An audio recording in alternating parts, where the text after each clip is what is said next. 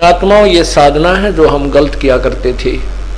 अब इतना थूक बिलोक है, इतने प्रमाण देकर आपके उस पुराने रंग को, जो गलत रंग पेंट हो चुका है, वो गलत साधना का, लोक वेद का, ये जो सारा ज्ञान सुनाया जाता है, ये रेग मार लगाया जा रहा है। और ये रेग मार आपके इस पुराने ज्ञान में उतार देगा और नया ज्ञान इसके ऊपर अब पेंट हो जाएगा। ये ओरिजिनल पेंट होगा, कभी नहीं उतरेगा। और ज्ञान सब ज्ञानड़ी, कबीर ज्ञान सो ज्ञान, जैसे गोला तोब कहा करता चले मैदान। और ज्ञान सब ज्ञानड़ी, अब इन पुराणों को हम पता नहीं के समझा करते। अब इनमें देखो क्या क्या साधनाएं बता रखी है जो आत्म कल्याण की नहीं है। तो पुण्यात्माओं, कोई सौभाग्य है आपका जो भगवान ने ये अमृत ज्ञान का खजाना खोल दिया आपके लिए, और आपके वो आंखें बन गई इसको पहचानने की। आपको समय भी दिया परमात्मा ने, ये लेक्चर अटेंड करने का, ये सत्संग सुनने का आपको समय दिया। ये भी मेर कबीर परमात्मा की है। नहीं काल तो एक मिनट की फुर्सत नहीं लागने देता, और ना जाने कब यहां से कड़च कर देगा। अब तो किसी को एक समय का, एक मिनट की फुर्सत नहीं है, क्योंकि हानि हो जाएगी, घर में नुकसान बन जाएगा, और यो शरीर ही ना जाने किन कारणों से नष्ट हो जाएगा। और फिर वो काम भी रह गया, वो मकान भी रह गया, दुकान भी रहेगी, और आप गधा बन के वहीं घूम रहा है। तो ये समय आपको निकालना पड़ेगा। इस जन्म में निकाल लो, चाहे किसी फिर को भी जन्म मिला मनुष्य का, तब निकाल लो, और बात बनेगी आपकी ये भक्ति करने से ही। सतलोक जाने से आपका पीछा छूटेगा। वहां पर हमारा ये सब ऐसा ही मनुष्य जीवन है, सारी व्यवस्था ज्यों की त्यों है, लेकिन वह मृत्यु नहीं है। वहां रोग कष्ट कोई नहीं है, और वहां कोई गर्मी नहीं है, बहुत सुंदर स्थल है। वहां पर प्रत्येक चीज भरी रहती है, हर तरह की सुविधाएं हैं। वहां बहुत प्रकार के अमृत आहार हैं। यहाँ पर जो गाने बजाने होते हैं, ये तो उसके पासंग भी नहीं है। अर्थात वहां जो आनंद है, जो सुख है, ये किसी ब्रह्मांड में नहीं है। तो उस सुख को हम त्याग कर यहाँ नकली गाजे बाजे बना, बैंड बाजे बना, उसे अपने मन को रिझाना चाहते हैं, आत्मा को प्रसन्न करना चाहते हैं। कुछ दिनों के बाद ये आत्मा, ये मन उसको रिजेक्ट कर देता है, क्योंकि वो वास्तविक सुख नहीं है इन गाने और बजानों में जो हम वहां सुना करते थे, जो सतलोक में सुना करते थे। वो वहां की प्रत्येक वस्तु न्यारी है। वहां बहुत बड़ा विस्तार लिखा परमात्मा ने कि नूर तेज नूर के वहां बाजे बाजे, और नूर तेज की पद्मनी नाचे, यानी सब सुविधा, सब सुख, वो सथाई सुख और सारा आनंद सतलोक के अंदर है। वहां जाकर हम यहाँ चाहते हैं जैसे सिनेमे बना लिए, 3 घंटे बैठ कर टीटी पाक जावा, 20-30 रुपये खराब करा हुआ, और 3 घंटे मतलब हो, और बार अंते फिर वह रिक्शा त्यार चला भाई, आते ही फिर वह मजदूरी।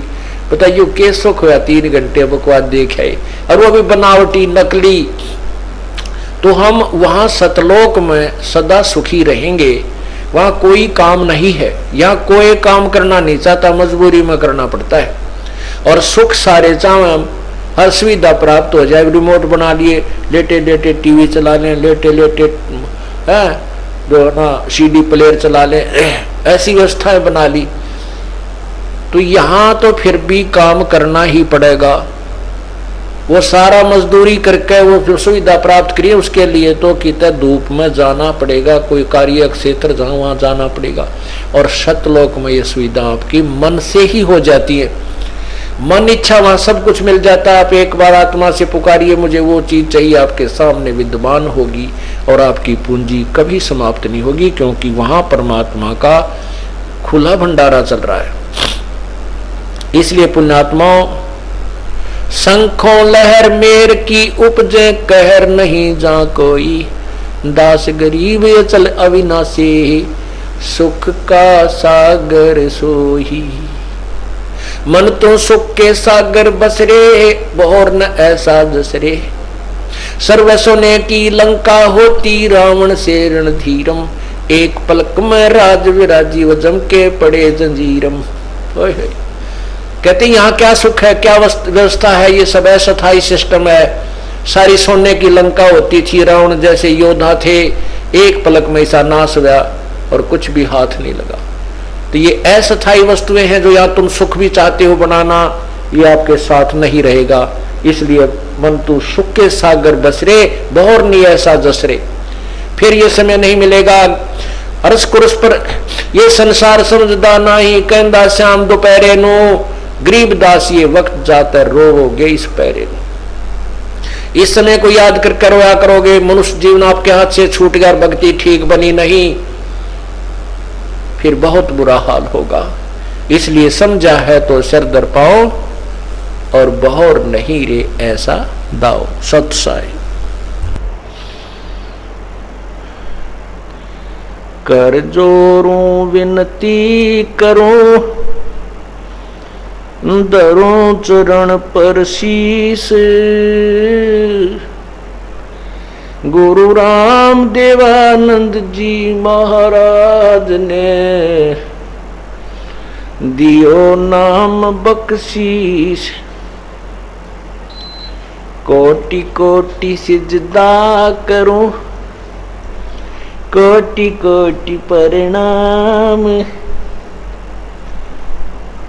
चरण कमल में राखियो मैं, बांदी जाम गुलाम।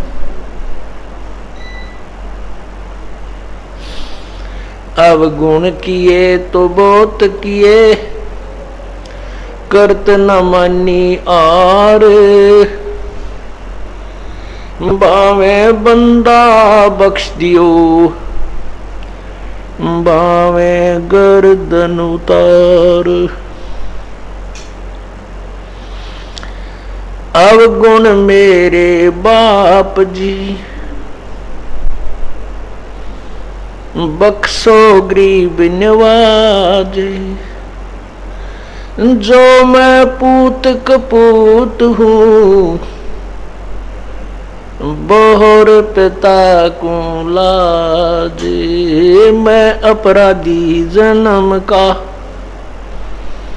नक्सक बरे विकारे। तुम दाता दुख भंजना, मेरी करो संवारे।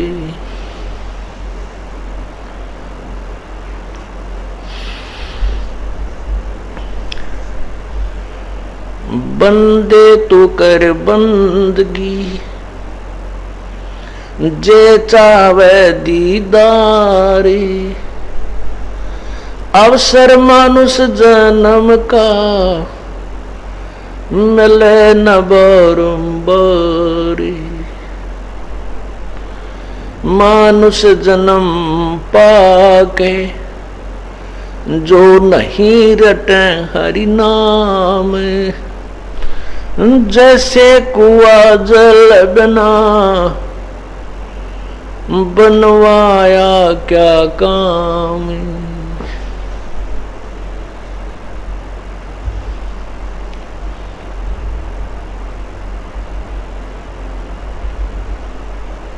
लूट सको तो लूटियो, राम नाम की लूटी। पीछे फिर पछताओगे, प्राण जहांगे छोटे।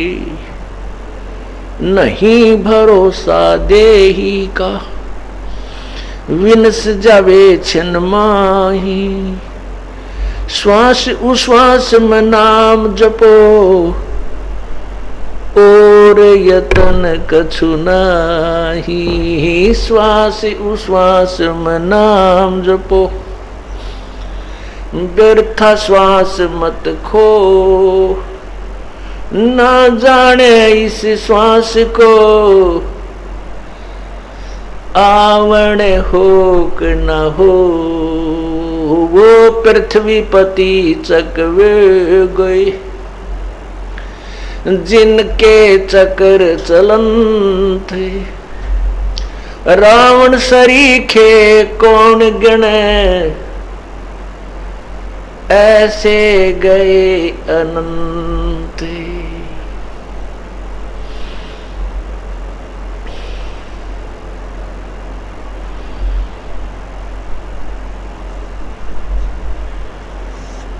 परमेश्वर कबीर बंदी छोड़ जी सारी सृष्टि के रचनहार हैं, वो हमारे सब आत्माओं के पिता हैं, परम पिता हैं, परमेश्वर हैं। उस परमेश्वर को हम काल के जाल में फंसी हुई आत्माओं की याद बहुत सताती है।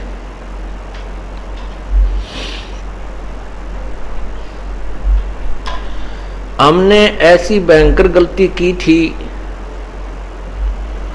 लेकिन फिर भी ये पिता है, परम पिता है, फिर भी हमारे पीछे पीछे घूम रहा है कि किसी प्रकार तुम मुझे पहचान लो, अपने सतलोक में चलो जहां से तुम आए हो, वहां तुम्हारे मकान खाली पड़े हैं, वहां तुम्हारी सारी संपत्ति रखी है, तुम इस काल के साथ यहां इस गंदे लोक में आ गए। लेकिन हम अपने पिता को नहीं पहचान पाते, क्योंकि काल भगवान ने हमारे साथ पग पग पर धोखा किया हुआ है, हमारे को इस झूठे लालच में फंसा रखा है। ये तेरी संपत्ति है, या तेरी संतान है, ये तेरे माता है, ये तेरी पिता है। अपने 3 पुत्रों को एक एक विभाग का प्रभु बना रखा है, स्वामी बना रखा है, मालिक बना रखा है। ब्रह्मा जी में को रजोगुण बना दिया, इस काल भगवान ने इनके साथ भी धोखा कर रहा है। ये ब्रह्मा जी को रजोगुण युक्त कर दिया, और उस रजोगुण ब्रह्मा के शरीर से निकल रही वो वासना हम सभी प्राणियों को प्रभावित कर रही है, जिसके परिणाम स्वरूप हम यहाँ पर संतान उत्पत्ति करते हैं, और यहाँ संपत्ति आधी जोड़ने की, अच्छे ठाठ बाट करने की एक नियत बना रखी है। हम इसी काम लगे रहते हैं। अपने दूसरे पुत्र विष्णु जी को सतोगुण युक्त बना रखा है, जिसके शरीर से निकल रही वो निर्गुण जो शक्ति है, वो गुप्त रूप से हम सभी प्राणियों को प्रभावित किए हुए है, जिसके कारण हम यहाँ पर एक दूसरे में भाई बहन का नाता, पति पत्नी का रिश्ता, माता पिता में मोह, बान भाई का आपस में प्रेम, संपत्ति के अंदर हमारा मोह, अपनापन, ये इतना जबरदस्त लगा दिया, हमारे बस की बात नहीं है। हम यहाँ इस झूठे लालच में लगे रहते हैं। 1 मिनट में मृत्यु हो जाती है, ना पुत्र साथ जाता है, ना पत्नी साथ जाती है, पत्नी मर जाती है तो ना पति साथ जाता है, और 1 सेकंड पहले वो ना जाने क्या क्या उम्मीदें लगाए बैठा था, क्या आशा लगा रखी थी, ऐसा कर दूंगा वैसा कर दूंगा, और 1 सेकंड के बाद ना जाने कहां और किस जूनी में जाकर के कष्ट उठाएगा। अब तीसरा जो इसका पुत्र है काल का, शंकर भगवान, शिव भगवान जो है, उसको तमोगुण युक्त कर दिया, जिस कारण से हम प्रभावित होते हैं। जरा सी बात पर कितना प्रिय मित्र हो, पिता हो, माँ हो, बाण हो, भाई हो, पत्नी पति हो, बेटा बेटी हो, जब झगड़ा कर बैठते हैं और नौबत यहां तक भी आ जाती है कि हम एक दूसरे को मार डालते हैं, तो ये संहार करने की ड्यूटी शिव भगवान को दे रखी है काल भगवान ने। इस प्रकार हम इन तीनों भगवानों के माध्यम से ये अपना यहाँ का राजपाट व्यवस्थित किए हुए हैं। और पूर्ण परमात्मा के विषय में ये किसी को परिचित नहीं होने देता। अपने नकली संत भेज के दंत कथा, लोक वेद, शास्त्र विरुद्ध ज्ञान, शास्त्र विरुद्ध साधना पूरे मानव समाज में प्रवेश करा देता है। इसको ये डर रहता है, चिंता बनी रहती है कि कहीं इसको पूर्ण परमात्मा का ज्ञान ना हो जाए प्राणी को और ये तेरे जाल से निकल जाए, तो फिर 1 लाख जीव कहां से खाएगा। इसलिए ये विलियन का रोल करता है, ये एक खलनायक का रोल करता है। ये हमें भगवान दिखाई देता है, यहाँ सब वस्तु नजर आती हैं, सेब संतरे के बाग, केले, काजू किशमिश, अखरोट, बादाम, अंगूर की बेल और बड़ा सुंदर जो है पानी, जल और फिर आहार जैसे गेहूं, चना, बाजरा, जवार, फिर कितने प्रकार की जड़ी बूटियां हमारे को दे रखी हैं और किस प्रकार दिन रात हो रहे हैं, कैसी सुंदर हवा चल रही है। हम ये सोचते हैं ये भगवान बहुत दयालु है, देख परमात्मा ने कितनी सुविधा हमें दे रखी है। लेकिन ये सुविधा तो ऐसी है जैसे कसाई बकरे पालता है, उसका उसमें स्वार्थ निहित होता है और उन बकरों के लिए सब सुविधा देता है। उन सुविधाओं को प्राप्त करके वो भोले बकरे ये समझ बैठते हैं ये हमारा मालिक है, ये देख कितनी हमारी सेवा करता है, कितनी देखभाल करता है। और वो काल किस उद्देश्य, कसाई किस उद्देश्य से उनको रखे हुए है, किस उद्देश्य से पाल रहा है, वो बकरे नहीं समझ सकते, वो बकरी नहीं समझ सकती। ठीक इसी प्रकार इस काल ने हमारे को अपने स्वार्थवशियां पर रोक रखा है और जब चाहता है किसी का बेटा मरो चाहे बेटी मरो, किसी के पूरा परिवार मरो। जैसे कसाई जब आता है उस बकरों के बाड़े में, बकरों के समूह में, तो वो भोली आत्माएं उससे अपना मालिक समझकर प्यार करती हैं, उसको अगले पैर उठाकर उसको चाटती हैं, हाथ चाटते हैं, उसका लाड करते हैं कि ये हमारा मालिक है, हमें बहुत सुविधा देता है। और वो कसाई ऐसे बाजू पकड़कर देखता है तो वो उसको प्यार से चाटते हैं।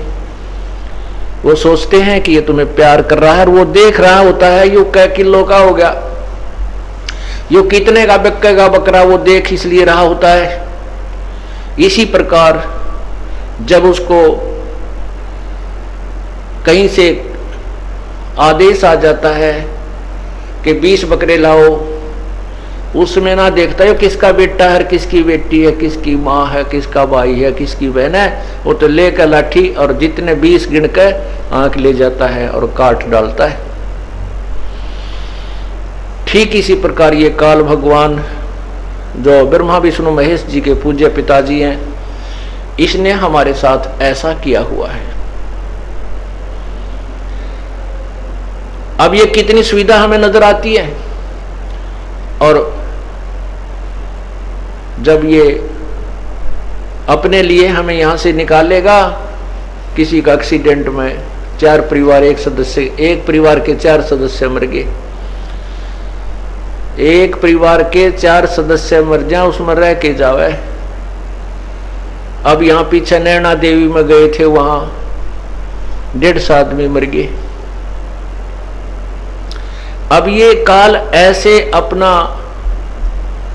कार्य कर रहा है, गलत साधना करवाता है, और फिर उसमें भी ये ब्रह्म माटी। अब उसको ये कुछ लेना देना नहीं, किसी का बाप मरो चाहे बेटा मरो चाहे पूरा परिवार मर जाए, उसने तो 1 लाख प्राणी डेली खाने हैं, मनुष्य शरीरधारी प्राणी प्रतिदिन खाने हैं। उसके लिए हमें यहां पर रोका हुआ है। इस जाल को बताने के लिए, इस काल के जाल को समझाने के लिए परमात्मा स्वयं आते हैं।